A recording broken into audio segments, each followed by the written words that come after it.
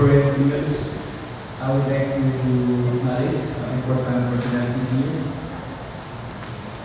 Our commander, Major General Panalosa, Military Air Force, represented by our energetic Chief of Staff, Colonel Michael Emanas, Colonel Staff Officer. Of course, our ambassador to heaven, Colonel Carlito Islam, Captain Service, of course, the chiefs of our costume units, headed by our friend, new friend, Colonel Luis Carlo A. Nascor, General Staff Corps, sir. The snappy chiefs of Dental Service Center, sir. Colonel Eisen, Dental Service General Staff Corps. Of course, hindi din ang ating magiging operating officer, Colonel Pablo Philippine Army, sir. Muli, ang ating kumandalitan, Captain A. Galera, Medical Administrative Corps. Of course, ang ating DPH-1, Major Will Dizon, Medical Administrative Corps.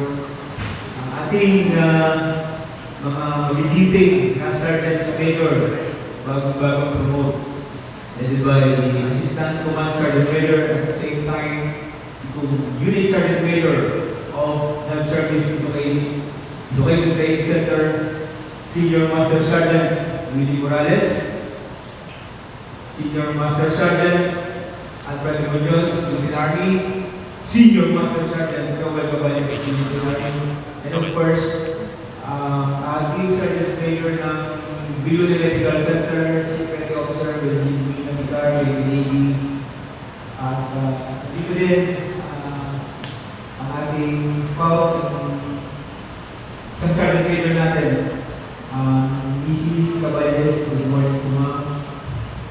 Other fellow citizen leaders, civilian human source, good morning. Let me start my speech by reading a quote from the famous American turned politician and lawyer who served as the sixth President of the United States.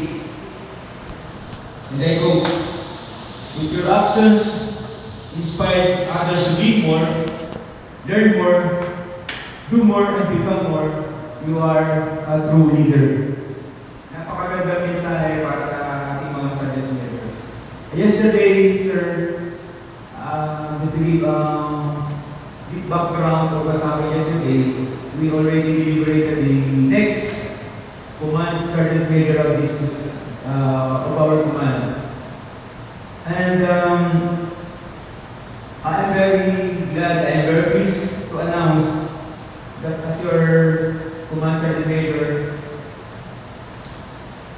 masaya ako sa nakikita ko na achievements nyo.